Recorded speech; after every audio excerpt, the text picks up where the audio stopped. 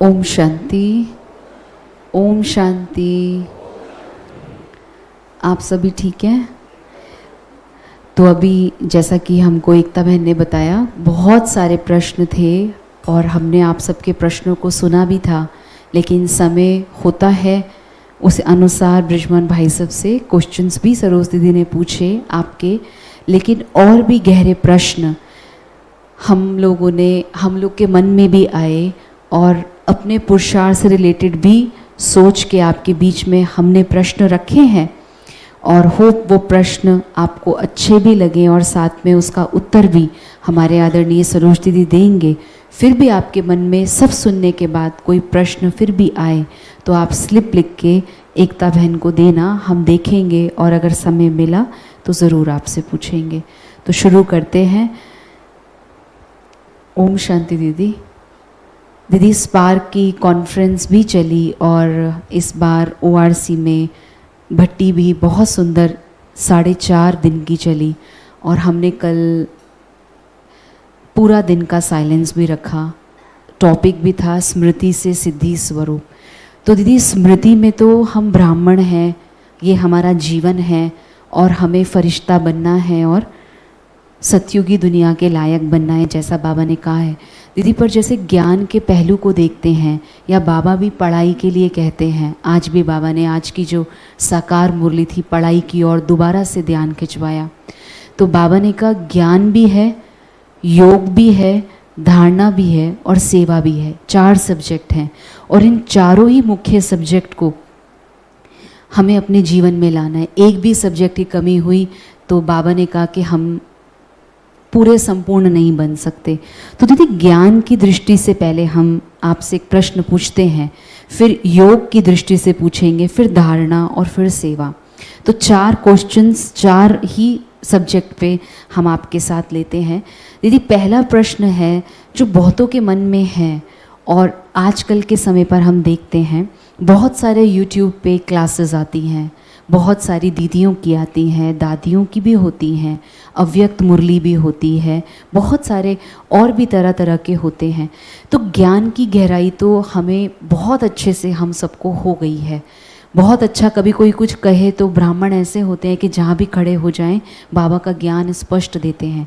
लेकिन दीदी, ज्ञान की गहराई है पर फिर भी कभी कभी निश्चय में संशय आ जाता है, कोई ना कोई। और संशय आने का कारण भी यही रहता है दीदी, जो मुझे लगता है कि जब परिस्थिति हमारे अनुकूल नहीं होती है, हमसे विपरीत दिशा में चल जाती है, तो हमें लगता है कि ये क्या हो गया।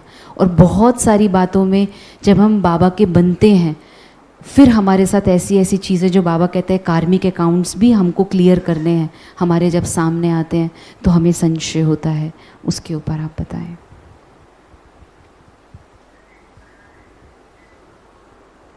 ओम शांति। ईशुबेन ने प्रश्न रेज किया कि हम काफ़ी समय से ज्ञान की यूट्यूब के माध्यम से, आजकल तो बहुत ज़्यादा क्लासेस आती हैं, हम सुनते हैं, लंबे समय से सुन भी रहे हैं, फिर भी चलते चलते संशय क्यों आ जाता है। मुझे ऐसा लगता है कि निश्चय अगर सुनाने वाले पर है कि ये ज्ञान किसका है, कौन पढ़ा रहा है, किसी इंसान का है या जो सुप्रीम पावर है, अल्टीमेट अथॉरिटी, सर्वशक्तिवान, उसका ज्ञान है, तो फिर ज्ञान में संशय आने की बात खत्म हो जाती है। अगर हम कहते हैं भगवान का ज्ञान है, हमें स्वयं परमात्मा पढ़ा रहे हैं, कोई इंसान नहीं पढ़ाता है। बाबा ने कई बार कहा कि वो लोग शास्त्रों की अथॉरिटी से बात करते हैं और आप ऑल माइटी की अथॉरिटी से बात करते हैं। तो सत्य ज्ञान सत्य परमात्मा के द्वारा हमें प्राप्त हो रहा है, उसमें संशय आ नहीं सकता है। अगर आता है तो इसका मतलब यही निश्चय नहीं है कि पढ़ाने वाला कौन है। सबसे बड़ी बात क्यों, उसका कारण ये है कि जहाँ तक लॉजिक और बाबा कई बार कहता है कि बौद्धिक स्तर पे आप लोग सुनते हैं बुद्धिजीवी वर्ग है जिसमें दिमाग का इस्तेमाल करते हैं लेकिन दिल से प्यार नहीं है।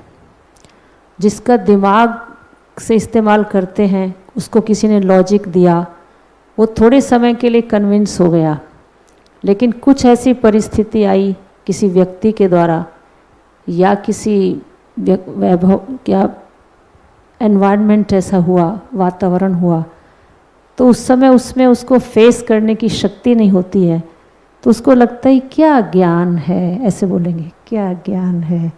उस समय हम भूल जाते हैं कि ये मेरी अपनी क्षमता कम है, ज्ञान तो ठीक है ना। तो जब निश्चय हो जाए किसका ज्ञान है, देने वाला कौन है, सर्वशक्तिवान, तो उसमें संशय की कहीं मार्जिन नहीं होती है। और जहाँ तक ये सत्य परमात्मा का ज्ञान है, मेरे से किसी ने पूछा कि कैसे पता चले, क्योंकि गॉड जो है, गॉड इज़ परफेक्ट, इंसान परफेक्ट नहीं है। इंसान कहीं न कहीं ऐसे क्लॉज रखेगा जहाँ वो उस नियम को ब्रेक कर सके। दुनिया में भी जब वो विधि विधान बनाते हैं कुछ क्लॉजेज ऐसे रख देते हैं जहाँ वो बीच में अपनी मर्जी से उसका उल्लंघन कर सकते हैं, उस क्लॉज का हवाला देते। लेकिन जहाँ परमात्मा के ज्ञान की बात है, इसमें कोई इफ्स एंड बट्स नहीं है, क्लॉज नहीं है, जो है जैसा है वो वही रहेगा, शाश्वत ज्ञान है। और परमात्मा का ज्ञान है जो मुझे निश्चय हुआ, परफेक्ट नॉलेज है, तो परफेक्ट परमात्मा परफेक्ट ज्ञान ही सुनाएगा। एक छोटा सा उदाहरण हम ले लें कि बाबा ने कहा कि पवित्रता, बच्चे तुम्हें पवित्रता की धारणा नहीं करनी है, तुम तो हो ही पवित्र स्वरूप आत्मा। बच्चे तुम तो हो ही पवित्र स्वरूप, धारण तो दूसरे की चीज़ को किया जाता है, ये तो आपका अपना स्वरूप है। और बच्चे तुम्हें 100% पवित्र बनना है। अगर संकल्प में भी तुम्हारी पवित्रता खंडित होती है तो जन्म जन्मांतर की कमाई नष्ट हो जाती है। इतनी ऊंची बात आज दिन तक किसी इंसान ने हमें सुनाई है? किसी मुरली में बाबा ने थोड़ी सी भी हमें दी हो कि कोई बात नहीं, कभी कभी तो हो जाता है, ऐसा नहीं। बाबा ने कहा नहीं, किसी भी कॉस्ट पे पवित्रता खंडित नहीं होनी चाहिए। तो सेलिबेसी के बारे में, क्योंकि अभी तक हम सुनते आ रहे थे कि 25 साल तक ब्रह्मचर्य, 50 साल तक गृहस्थ, 75 साल तक वानप्रस्थ, फिर संन्यास। फिर कहते 25 साल तक सेलिबेसी हो तो अच्छा है, 50 साल तक रहे तो अति उत्तम है, सारी ही उम्र रहे, 50 साल तक रहे तो उत्तम है, सारी उम्र रहे तो अति उत्तम है। मतलब एम तो अति उत्तम होने का है, लेकिन अगर आप अति उत्तम नहीं हो सकते तो कम से कम उत्तम बन जाओ, अच्छे बन जाओ। तो इन्होंने इस तरीके की बातें धार्मिक पुस्तकों में लिख दी हैं ताकि अगर हम बहुत स्ट्रिक्ट होंगे तो एक भी व्यक्ति हमारे पास आएगा नहीं, फिर हमारा लाइवलीहुड कहाँ से चलेगा। लेकिन बाबा कहता है बच्चे, तुमने किसी के कहने से अपने ज्ञान की बातों में कॉम्प्रोमाइज़ नहीं करना है। आज तो लाखों बाबा की फॉलोइंग है, बाबा के इतने लाखों बच्चे हैं। एक समय था जब ब्रह्म बाबा अकेले इस आंदोलन को लेकर आगे बढ़े थे। उस समय भी बाबा ने कहा कि लिख कर के आओ कि मैं इस व्रत का पालन करूँगा, तब भगवान के सामने आप आ सकते हैं। तो ये क्या सत्य परमात्मा का ज्ञान नहीं है? बताएं, परफेक्ट नॉलेज। दूसरी बात, अन्न की शुद्धि की देख लो, है अभी तक तो किसी जगह हमने तो नहीं देखा कि अन्न शुद्धि का इतना डिसिप्लिन हो। और यहाँ तो बाबा ने बाहर का भोजन भी बच्चे स्वीकार नहीं करना है। बच्चे बाबा की याद में शुद्ध संकल्पों से भगवान को भोग लगाकर और एक एक संकल्प से बाबा को याद करके स्वीकार करना है ना। प्याले सुन तो दूर की बात रही, आप ऐसे व्यक्ति के हाथ का नहीं खा सकते जो डिसिप्लिन को फॉलो नहीं करते हैं। अब ये बातें किसी भी जगह पर नहीं है सिवाय ब्रह्मा कुमारीज के।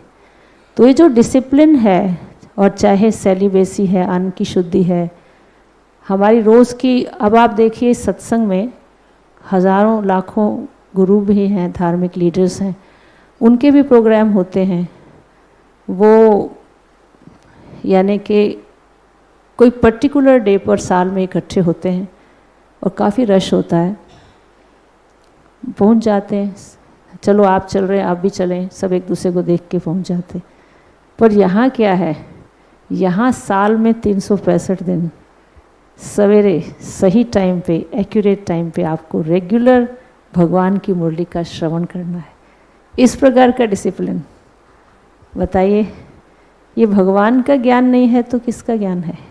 फिर जिसको लोग नामुमकिन कहते थे, इट इज़ क्वाइट इम्पॉसिबल, गृहस्थ में रहकर पवित्रता संभव नहीं है, बाबा ने कहा बच्चे ये संभव है, और करके दिखाया, करके दिखाया है। इसके अलावा कोई दूसरा मिसाल है हो तो बता दो। और फिर बाबा ने कहा बच्चे पवित्रता भी तुम्हारी, उन्होंने अपनी एक, जैसे महात्मा गांधी थे, कुछ सर्टेन एज के बाद उन्होंने कस्तूरबा को माँ की दृष्टि से देखा। इस प्रकार से उनकी माँ बच्चे का जैसे पवित्र रिश्ता होता है। और बाबा ने कहा बच्चे तुम तो आत्मा हो, दैहिक भान का तो कहीं नाम नहीं। ये जो हमारी सबकॉन्शियस की मेमोरी में उन्होंने डाल दिया है, वो लास्ट श्वास तक भी वही रहेगा। तो उन्होंने हमें हमारे वास्तविक स्वरूप की स्मृति दिलाई, ये केवल भगवान का ही ज्ञान है। तो नहीं तो आप सोचो, आज एक कन्या है, लास्ट की बात करती हूँ, किसी की बच्ची जवान होती है तो कहते हैं बहन जी हम तो घर नहीं छोड़ सकते, हमारी बेटी जवान है, हम घर से बाहर नहीं जाते हैं। जो अच्छे फैमिलीज़ वाले हैं, सबके लिए नहीं हम कह रहे, लेकिन यहाँ जो हमारे पास कन्याएं हैं, 40-50 हज़ार टीचर्स हैं, सब तो डॉटर्स हैं, सब तो कुमारियाँ हैं। उन्हों की पेरेंट्स ने ऐसे समर्पित कर दिया जैसे हमने उनको सेटल कर दिया, बिल्कुल निश्चिंत हो गए, और लाखों लोगों को लीडर्स बन के, जगत माँ बन के सस्टेनेंस दे रही हैं। ये कोई कम बात है क्या? तो ये ज़रूर अनकॉमन बातें हैं जो केवल भगवान ही कर सकता है, ये किसी इंसान की ताकत नहीं है। जब ये निश्चय हो जाता है भगवान का ज्ञान है, तो संशय का कहीं मार्जिन नहीं है, कहीं मार्जिन नहीं। बहुत सुंदर दीदी। पवित्रता की गहराई, और अगर हम स्मृति स्वरूप में भी देखें, जो हमारी भट्टी चल रही थी उसमें भी बहुत गहरे लेवल पे जो स्मृति में है वो पवित्रता ही है, जैसा कि दीदी ने भी क्लियर किया। तो दीदी फिर कभी कभी मन में प्रश्न उठता है कि माया क्या है और माया की पहचान क्या है। फिर सुनहरे जब हमें सेवा के मौके मिलते हैं या सेंटर्स पे हम जाते हैं, हम दीदियों से भी मिलते हैं, हम भाई बहनें हैं, हमको अच्छी अच्छी सेवा करने का भी चांस मिलता है, पर क्या है माया है क्या कहीं उसमें? हमें वो पहचान बताएं, कैसे माया को पहचान पाएं। एक्चुअली जब ज्ञान की बात आपने पूछी है तो बाबा ने हमें 3 बातों का ज्ञान दिया है, 3 बिंदुओं का ज्ञान। मैं आत्मा निराकार ज्योति बिंदु, मैं आत्मा शिव बाबा की संतान, वो भी ज्योति बिंदु है, और ड्रामा भी बिंदु, फुल स्टॉप। इन 3 डॉट्स का नॉलेज बाबा ने हमें दिया, सारे ज्ञान का एसेंस है ये। लेकिन साथ साथ उसने हमें ये कहा है कि जब आप इस ज्ञान को अपने जीवन में अपनाएंगे तो आपको उस परीक्षा को पास करने के लिए माया भी आएगी, राइट? तो माया का मतलब क्या है? यानी भगवान ने, कहते हैं ना, जितना अपनी शक्ति का एहसास ज़रूरी है उतना दुश्मन की शक्ति का एहसास भी ज़रूरी है। हम इसको फॉर ग्रांटेड ना ले लें, दुश्मन भी पावरफुल है, इसलिए हमें प्रिकॉशंस लेना है, अलर्ट रहना है, एक्टिव रहना है। तो बाबा ने हमें माया का भी ज्ञान दिया है। बच्चे, माया क्या चीज़ है, माया के सिम्टम्स क्या होते हैं? अभी जैसे आज आशा दीदी हम सबको बता रही थी कि बहुत पतली सी रेखा है, कभी कभी हम माया की मत को फॉलो कर रहे होते हैं और हम सोचते हैं ये तो श्रीमत है। क्या है ये पतली सी रेखा? मैं तो समझती हूँ कि किसी भी चीज़ का आउटकम क्या है उससे आपको समझ में आ जाएगा ये माया है या बाबा है। आपने सेवा की है, आप सेवा करेंगे तो माया आएगी, नहीं करेंगे तो आएगी। आप लायक नहीं हैं तो माया, आप बहुत लायक हैं तो माया। हर जगह माया। मैं किसी भी योग बहुत अच्छा लगा रही हूँ तब माया आ जाती है, धारणा मेरी बहुत अच्छी है तब माया आ जाती है, नई धारणा अच्छी तब भी माया आ जाती है। तो क्या है ये माया? इसका मतलब ये है कि जो भी हम कार्य करते हैं उस कार्य के उपरांत या पहले अगर मेरी मानसिक स्थिति में यानी कि खुशी, आनंद, शक्ति की अनुभूति नहीं है, इसका मतलब वो माया का ही प्रभाव है। मैं उदास हूँ, निराश हूँ, हताश हूँ, डिप्रेस्ड हूँ, किसी से रूठना, बहुत ज़्यादा सेंसिटिव नेचर होना, क्रिटिसाइज़ करना, छोटी छोटी बातों में हिल जाना, फ्लक्चुएशंस आ जाना, इनर स्ट्रेंथ का कम होना, बातों का सामना न कर सकना, ये सब क्या है? क्या है ये माया के सिम्टम्स हैं, है ना। इसका मतलब कोई भी कार्य करके अगर मुझे ऐसा फील हुआ, आपने नोटिस किया होगा, आप सेवा करेंगे तो सेवा करने के बाद कई आके गुस्सा बहुत करते हैं, क्या बात है, आपने मेरे को क्या समझ रखा है, एक मैं ही आपको मिलती हूँ, इतने सारे लोग आपके सामने हैं, आप उनको तो कभी नहीं बताते हैं, हमें ही हमेशा बताते हैं। ये बताओ ये सेवा है या माया है? बताओ। तो जिस कर्म के उपरांत नेगेटिव फीलिंग्स आए, नकारात्मक सोच चले, वो माया है ना। आप काम करके आए, बहन जी ने आपको पूछा नहीं, थोड़ी व्यस्त थी, किसी से बातचीत कर रही थी, आप कहेंगे मैं वहाँ 4 घंटे धूप में खड़ी होकर ये सारे काम किए और आपने मुझे पानी तक नहीं पिलाया। तो अंदर में क्या था, आपके एक्सपेक्टेशंस थी ना, नहीं मिली। तो ये कहने का भाव ये है कि माया क्या है? मेरी कमज़ोरी की छाया, इसी का नाम माया। ठीक है, वातावरण में वायरस हमेशा रहता है, वायरस रहता है, लेकिन मेरी अगर रेजिस्टेंस पावर अच्छी है तो वायरस का इफेक्ट नहीं आएगा। सिर्फ वातावरण में वायरस है, माया हमेशा है। बाबा कहते हैं God is not omni present, Maya is omni present. वो है, लेकिन अगर मेरी इनर स्ट्रेंथ वीक है तो मुझे हर जगह उसका प्रभाव आएगा। चाहे मैं कितना अच्छा काम कर लूँ, चाहे मैं कितनी गुणवान बन जाऊँ, मुझे ये भी अभिमान आ जाएगा कि मेरे जैसा गुणवान और कोई नहीं। ये भी माया है अपनी योग्यता का अभिमान, ये भी माया है, राइट। जैसे आप देखो, सांप सीढ़ी का मिसाल देखा आप लोगों ने? सांप सीढ़ी खेला है किसी ने? क्योंकि आपने अगर कुछ अच्छा किया, आप 98 पे पहुंच गए एकदम से, और 98 और 100 के बीच में 99 पे स्नेक है, थोड़ा सा आपको वापस आया, मैं बस वो आपको सांप ने काटा, आप वहाँ पहुँच गए जहाँ से शुरू हुए थे। ये माया है तो अपने आप को देखना है कि मेरी स्थिति आगे जा रही है या बैक गियर में आ रही है। ओम शांति। दीदी बहुत अच्छा आपने बताया, और उसमें एक चीज़ बताई, कमजोरी की छाया माया।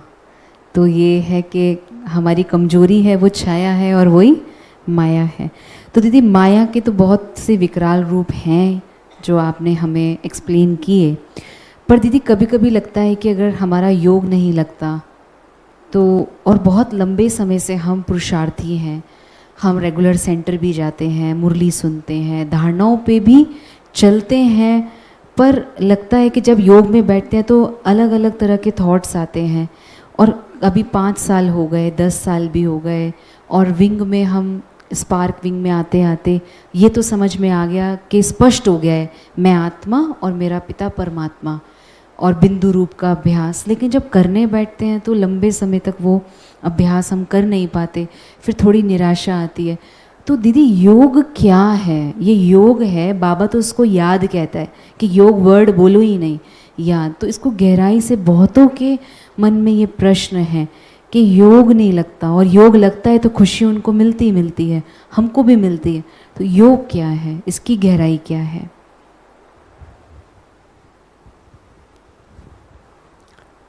वास्तव में योग का मतलब है कनेक्शन, शिव बाबा के साथ कनेक्शन। क्योंकि बाकी भौतिक चीज़ों से जो कनेक्शन है उसको भी लोग योग कहते हैं, बट ये राजयोग का मतलब जो सर्वश्रेष्ठ शक्ति है परमात्मा, उसके साथ बुद्धि का कनेक्शन, ये राजयोग है। पर अभी हमें योग लगाने के लिए, मतलब बाबा के साथ कनेक्शन जोड़ने के लिए, इसके लिए हमें पूरे दिन का अटेंशन चाहिए।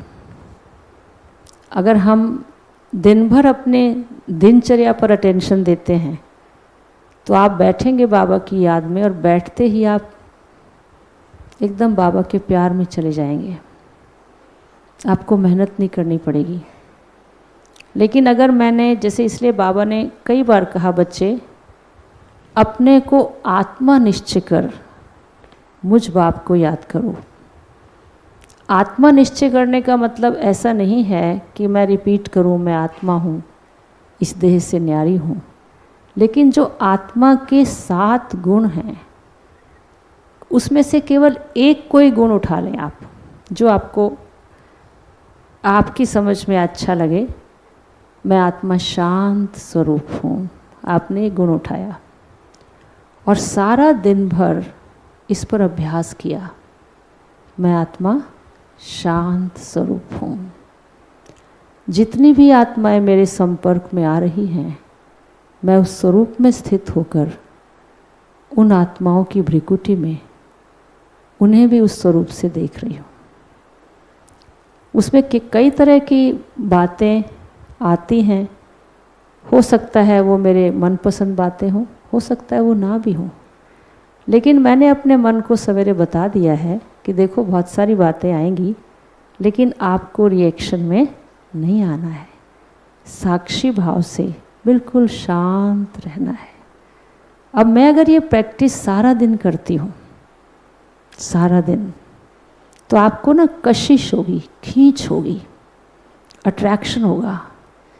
बाबा के कमरे में बैठ के मैं बाबा से बात करूँ, आनंद आ रहा है। क्योंकि आप देखते हुए भी, सब कुछ करते हुए डिटैच्ड होकर अपने स्वरूप में स्थित हैं, और साक्षी भाव है हर एक के लिए। लेकिन अगर मैं हर मिनट के बाद रिएक्ट करती हूँ, छोटी छोटी सीन तो आते ही हैं। मेरे को किसी ने कुछ कह दिया, मैं कहती हूँ अरे तुमने मुझे कह दिया, इधर आओ थोड़ा सा। मैंने कहा साइड हो जाओ, आप क्या समझ रहे हैं अपने को, ऐसे करके। अब उसके बाद आप जब योग में बैठेंगे ना, तो क्या होगा, हैं? क्योंकि मैंने अपने को आत्मा समझने का अभ्यास नहीं किया है। पहला पाठ, यही पहला पाठ है और यही आखिरी पाठ है। इसलिए आप सबको पता होगा कि ब्रह्मा बाबा ने लिख लिख कर अभ्यास किया, लिख लिख कर अभ्यास किया। मैं आत्मा हूँ, यशोदा भी आत्मा है, निर्मल शांता भी आत्मा है, नारायण भी आत्मा है। सिर्फ अभ्यास नहीं, उस स्वरूप को एक्सपीरियंस किया, एक्सपेरिमेंट किया लंबे समय तक। इतना अभ्यास किया कि बाबा की तरफ उनके लौकिक परिवार वाले भी देखते थे, तो उनके स्वरूप से उन्हें उनके भविष्य स्वरूप का साक्षात्कार होने लगा। इसके लिए गहन अभ्यास की आवश्यकता है, सिर्फ बैठक का नहीं कि वही बैठ गए इतना काफ़ी है, नहीं। दिन भर का अभ्यास लगता है मुश्किल है, लेकिन मेरे ख्याल में ज़्यादा सरल है। जो हम इतने सालों से हाथ पांव मार रहे हैं ना, बहुत एफर्ट कर रहे हैं, सफलता नहीं मिल रही, थोड़ी सी मेहनत इस बात पे कर लें। स्पार्क विंग से आप ये लक्ष्य लेके जाइए, ले सकते हैं, हाथ उठाएं, हाथ उठाएं, ले करके जाओ। एक गुण शांत स्वरूप का नहीं, प्रेम स्वरूप का ले लो। मैं सबसे प्यार से बात करूँगी, सामने वाला मेरे से शाउट भी करेगा, लाउड बोलेगा, रिएक्टिव फोकस में बात करेगा, सब कुछ होगा, लेकिन मुझे प्यार से पेश आना है, मुझे अपनी टोन पे ध्यान रखना है। कई बार बात वही होती है लेकिन टोन ऐसी होगी सामने वाले को प्रिक कर जाएंगे बोल, फिर उसके अंदर की जो बद्दुआएं हैं ना वो मुझे चैन से रहने नहीं देती। फिर मुझे लगता है कि ना मुझे अच्छी फील नहीं आ रही है, मुझे अच्छे वाइब्रेशंस नहीं आ रहे हैं। वो उस बेचारे का दोष नहीं है, गई इधर से बात थी, वहाँ से तो वापस लौटी है गुंबद की तरह से। तो एक कोई भी पर्टिकुलर गुण, सातों गुणों में से अगर आपने एक पर ध्यान दे दिया, ये सात इकट्ठे आ जाएंगे। दे सकते हैं हम ध्यान। योग का सब्जेक्ट में ये ज़रूरी है या नहीं है? जो कहते ज़रूरी है वो हाथ उठाएं। बाकी लंबी लंबी क्लासेस हम इसलिए बहुत ज़्यादा कर रहे हैं कि हम अभ्यास करना नहीं चाहते। आप नहीं, हम भी उसमें से एक हैं। हमें भी 100% इसी पर फोकस करना है और करना है, क्योंकि टाइम ज़्यादा नहीं रहा है। तो अगर हम अटेंशन दें फिर योग लगना बहुत सरल हो जाएगा। फिर भगवान के महावाक्य सवेरे सुनेंगे, बच्चे सद्गुरु का निंदक ठौर न पाए, ऐसे कहेगा। आपने मुरली सुनी, आपको इतना आनंद आया, आप नाचने लग गए, फिर आपने अपने को देखा कि बाबा ने ये महावाक्य उच्चारण किए, कहीं मैं तो सद्गुरु की निंदा नहीं कराती। फिर मैं अपने को चेक करती हूँ योग में कि मैंने वैसे शब्दों से तो कुछ नहीं कहा, पर मेरे ना आज मूड ठीक नहीं था। मेरे को किसी क्लास के भाई ने पूछ लिया, दीदी आपकी तबीयत ठीक है? इसका मतलब इनडायरेक्टली मैंने उसे बताया कि I am not well, mentally I am not okay.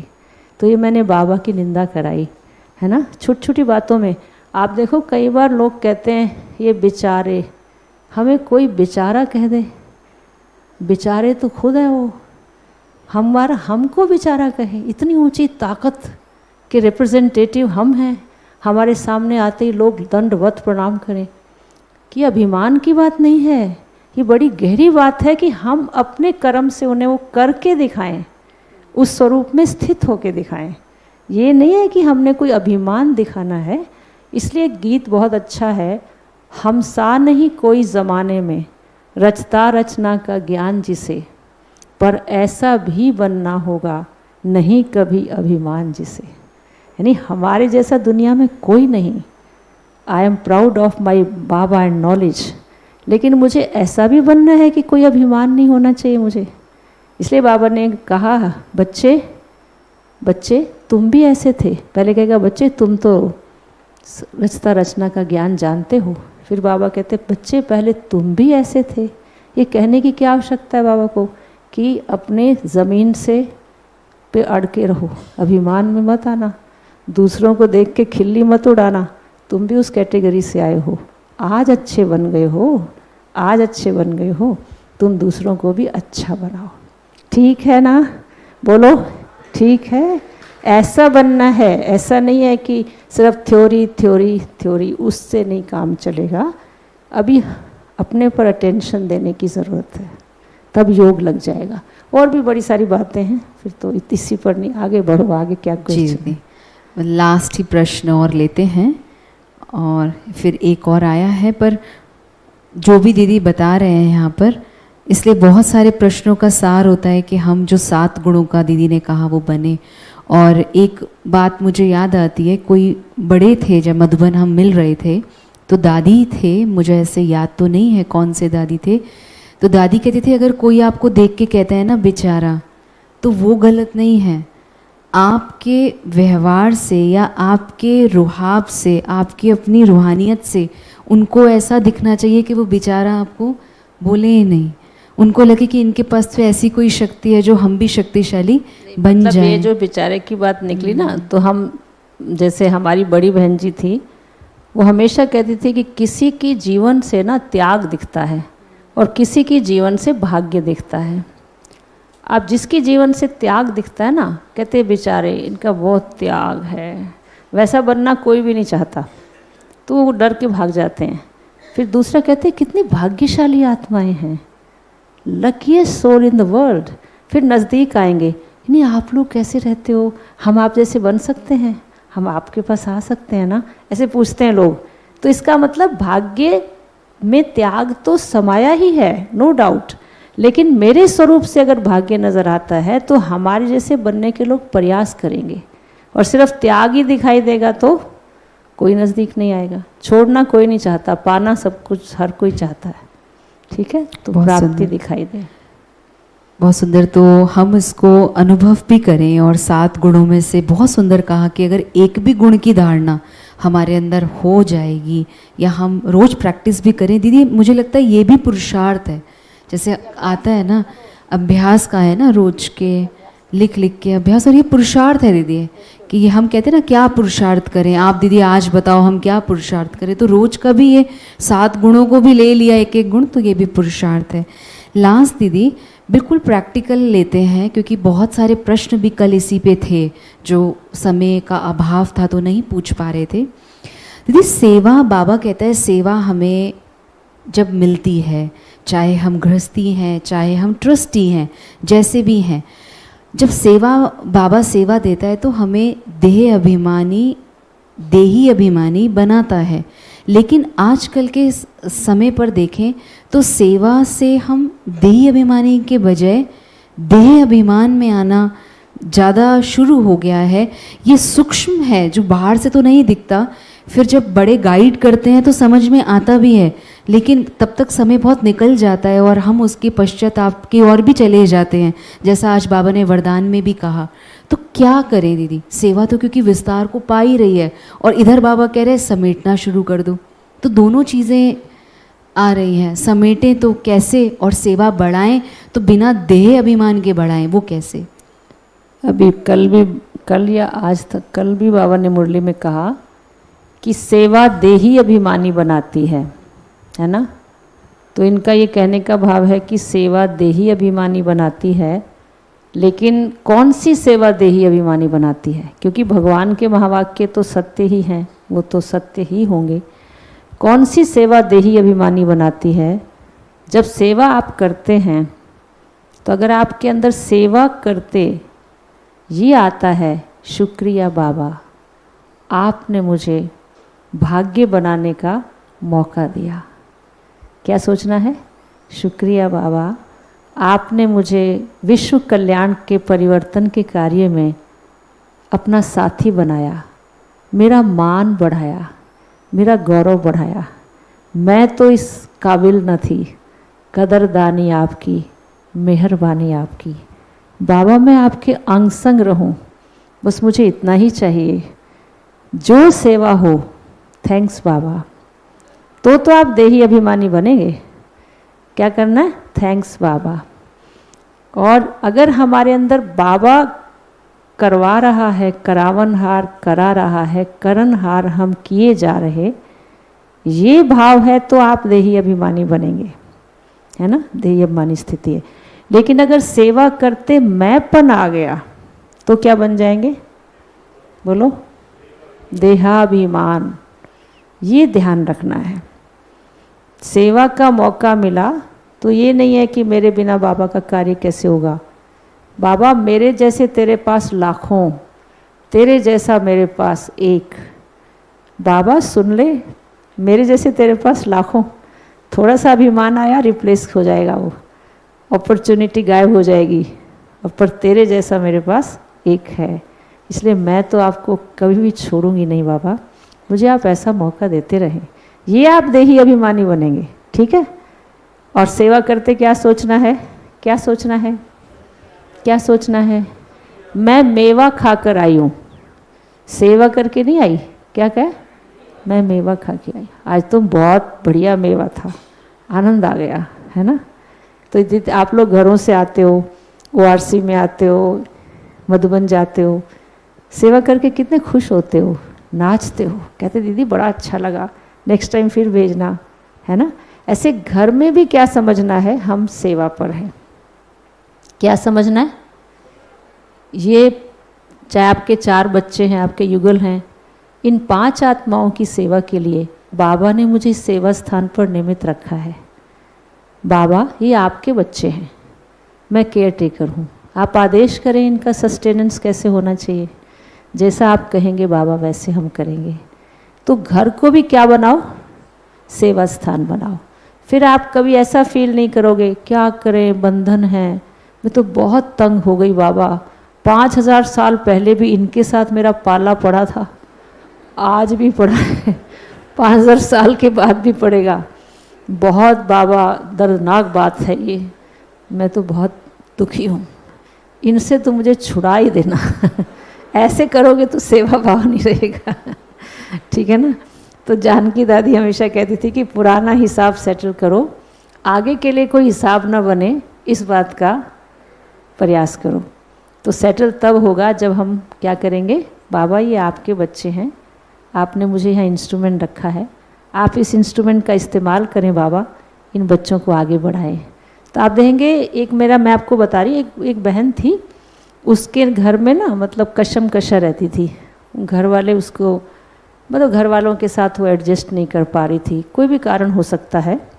तो वो हमारे पास आई, तो हमने उनको कहा कि देखो साइलेंस एक अचूक औषधि है, आप जब भी कोई सामने बात करता है और हम भी करते हैं फिर वो करता है, तो बहुत ज़्यादा बातचीत करने से ना हम निष्कर्ष पर नहीं पहुंच पाते कि गलती कहाँ है, इसलिए वो कुछ भी बोलते जाओ, बिल्कुल शांति से सुनते जाओ। और आप शांति का मतलब मूड ऑफ नहीं करना और नाराज़ भी नहीं होना, चेहरे पर दिव्यता की मुस्कान हो और अंदर से शांत, और काम पूरा करना है, जो आपका खाना बनाने का काम है, सेवा का पूरा करना है। आप करके देखो अनुभव। उसने अगले दिन दृढ़ संकल्प किया कि मुझे सारा भोजन भी पकाना है, बाबा की याद में पकाना है, भोग भी लगाना है। ये मेरे लिए कोई भी कमेंट्स देंगे ना, मुझे इनको देख करके बाबा की याद में दिव्यता की मुस्कान देनी है, और मुंह से एक शब्द भी नहीं बोलना। उसने ना 1-2 दिन ऐसा किया। तीसरे दिन वो कहती है कि मेरे बच्चे कहते हैं मम्मी आप तो कमाल ही हो गई, कमाल है आपकी, ये तो आप साक्षात देवी लग रही हैं। फिर उन्हें अपना एहसास होने लगा, उनके युगल को भी ऐसा, सारे घर का एटमॉस्फेयर चेंज हो गया। तो कई बार क्या होता है कि हमारी गलती ज़्यादा नहीं होती, सामने वाला बोल रहा होता है, हम भी बीच में बोल पड़ते हैं। अभी वो बेचारा सेंटेंस ही पूरा नहीं करता, हम बीच में बोल पड़ते हैं। अब नोट करना, कम्युनिकेशन का यह असूल है कि सामने वाला आपको गालियाँ दे रहा है, आप शांति से सुनते रहो। जब उसके सेंटेंस पूरे हो जाए ना, बिल्कुल गुबार निकाल दे, उसके बाद आप स्माइल दे के शांत रहो। फिर वो आपको प्रोवोक करेगा, आप बोलो ना, आप बोलो अगर आप इजाज़त दे तो मैं भी अपनी बात रखूं। फिर आप अपना प्यार से उनको बताओ। फिर वो गर्म होके बोले पूरा सुन लो, फिर उनकी पूरी सुनने के बाद फिर आप अपनी बात बताओ। तो आप देंगे उनको समझ आ जाएगी कि मैं कहीं गलत हूँ, ये इनकी बात राइट है ना। तो क्या होता है, हम बीच में ना बोलें। हम क्या कहते हैं, हम कहते हैं तू मेरे बारे में कहेगा, मैं नहीं तेरे बारे में कहूँगी। अब ये आधे में ही होगा तो हम शुरू हो जाते हैं। तो कुछ हम लोग इस बात का ध्यान रखें कि साइलेंस मन से रखें और मुख से भी, आवाज़ से परे होकर आवाज़ में आए, और जितनी अथॉरिटी मिली है ना उतना ही बात करें। कई बार छोटे छोटे लोग बड़ों से बात कैसे करते हैं, मैंपन में आके, वो भी ध्यान रखना है। मैं हूँ ये होना, मैं ये होना, अरे बड़ों के सामने मैं नहीं करना है। उनको ये बताओ कि दीदी ऐसे ऐसे है, ऐसा ऐसा कार्यक्रम है, फिर भी जैसा आपको ठीक लगे, आपके ध्यान पे दे रहे हैं, जैसा आप गाइड करेंगे वैसा कर लेंगे। हमारे बात करने में जितना शिष्टाचार, सौम्यता, मर्यादा होगी, उतने कॉन्फ्लिक्ट के चांसेस नहीं होंगे। ठीक है, क्या बात क्या चल रही थी, हैं? ये सेवा ही है। दिस इज सेवा। इस सेवा का मतलब सिर्फ ये नहीं कि मैंने झाड़ू लगा लिया, पोछा लगा लिया या ज्ञान सुना दिया। सेवा मतलब इम्प्लीमेंटेशन, यानी जो हमारी भगवान ने बातें कही हैं वो हमारे व्यवहारिक क्षेत्र में नज़र आए। ओम शांति। थैंक यू दीदी, बहुत सुंदर। तो क्योंकि समय भी हम देख रहे हैं और बहुतों को वापस भी जाना है, और दीदी ने बहुत सुंदर ढंग से हमें पुरुषार्थ का भी बता दिया। ज्ञान भी देखिए, धारणा भी देखें, योग भी देखें और सेवा भी देखें। तो धारणा में खान पान का भी बताया। आपके मन में कोई प्रश्न है और इससे अलग कोई प्रश्न है तो आप पूछें, नहीं तो बस एक लास्ट मेरे पास आया हुआ है, क्योंकि स्लिप में देते हैं तो इजी रहता है। लास्ट इसको पूरा करते हैं। सभी थोड़ा बैठे ही रहेंगे। एक प्रश्न है आपके बीच में रख रहे हैं। दीदी, बाबा कहता है एक सर्वशक्तिमान और एक सर्वशक्तिवान, मान और वान दोनों में कुछ अंतर है क्या? कुछ ऐसी बातें होती हैं जिसमें हमें शब्दों में बहुत ज़्यादा चले जाते हैं, और जैसे भाई साहब ने बोला ना कि आप शब्दों में कम जाओ, और मान हो या आप शिव बाबा को सर्वशक्तिवान मान लो ना, मान लो कि ही सर्वशक्तिवान मान है, मान लो ना, मान लो, please agree that he is है। ऑलमाइटी, एक्नॉलेज करो।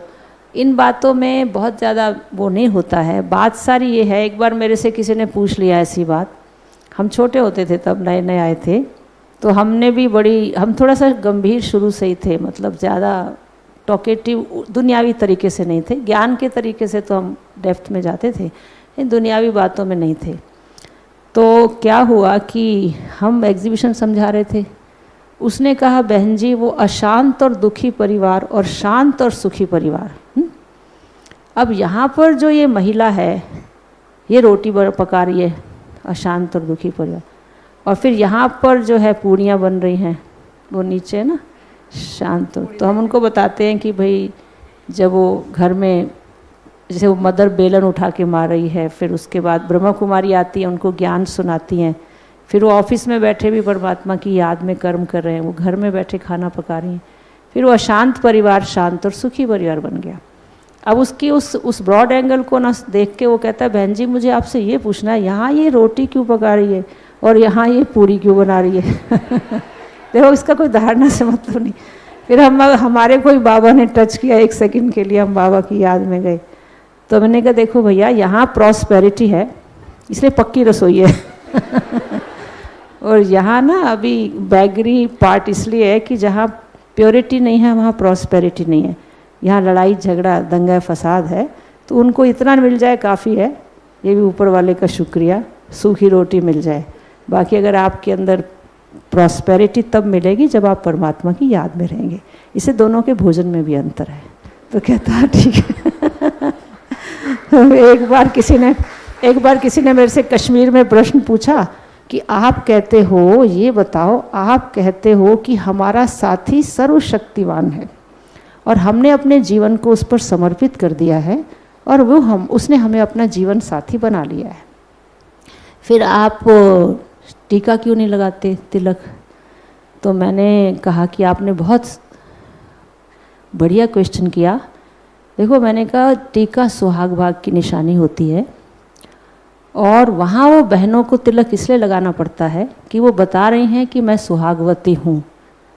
कल की डेट में ये उतर भी सकता है तिलक, तो वो बता रही हैं कि दिस इज़ माई आइडेंटिफिकेशन, ये मेरा सुहाग का निशान है और जिस दिन ये मिट जाएगा समझ लो हमारा सुहाग चला गया और हम विधवा हो गए।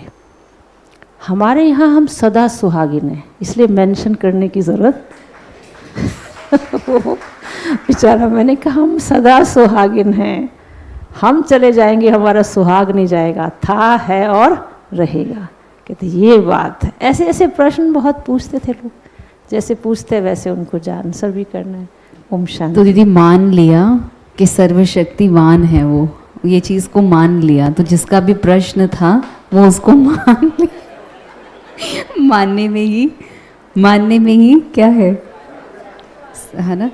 और दीदी बाबा कहते हैं ना, जैसे क्योंकि शुरू से शुरू हुई तो आज बाबा की मुरली पढ़ाई से शुरू हुई, अगर हम आज की मुरली देखें तो दादी हमेशा कहती थी पढ़ाई करोगे तो कमाई होगी, कमाई करोगे तो चढ़ाई मिलेगी ऊंचा, और जब चढ़ाई होगी तो सतयुग की दुनिया में राजाई मिलेगी। तो ये फैक्ट है, पढ़ाई से कमाई, कमाई से चढ़ाई और चढ़ाई से तो हमें क्या बनना है, राजा बनना है। उसके लिए अच्छा सा राजयोग सीखना।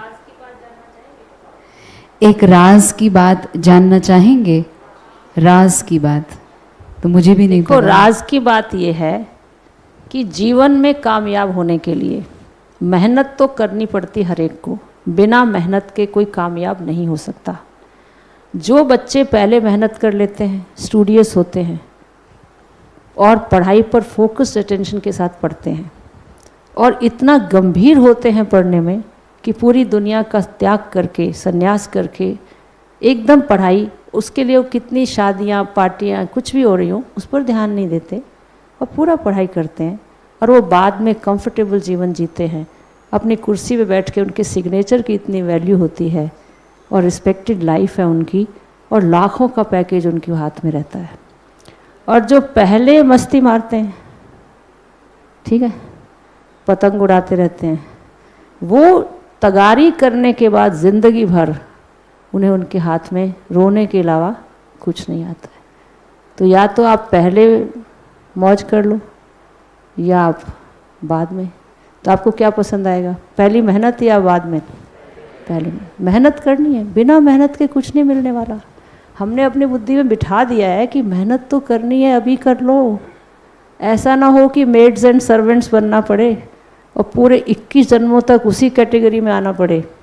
इसलिए ये दिखाने वाली चीज़ें नहीं हैं कि आप देखो मैं इतनी सेवा कर रही हूँ, कोई मुझे देखे या ना देखे, मैं अपने लिए कर रही हूँ क्योंकि मुझे बनना है। ये राज की बात है ना। फिर हम नहीं सोचेंगे मेरे को दीदी देखे, मुझे दादी देखे, मुझे कोई मोटिवेट करे, मुझे कोई वेल डन कहे, मुझे कोई शाबाश कहे, कोई ना कहे। मुझे बनना है अपने लिए, मैं किसी के लिए नहीं कर रही। और मैं अभी मेहनत करूँगी तभी मेरा भविष्य, मैं राजाओं का राजा बनूंगी। ठीक है, ओम शांति। ओम शांति।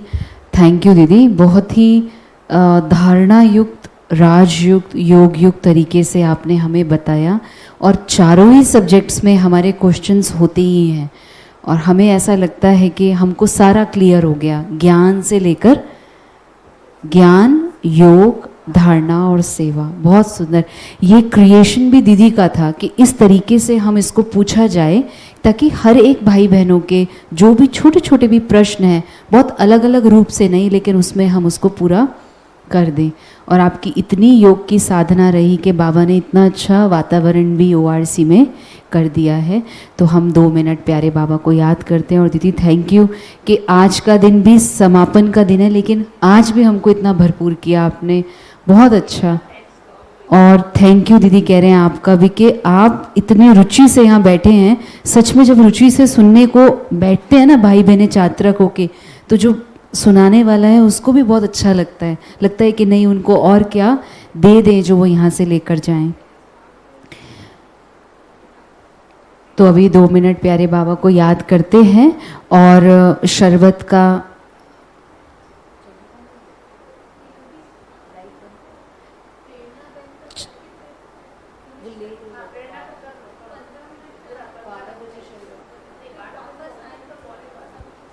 अच्छा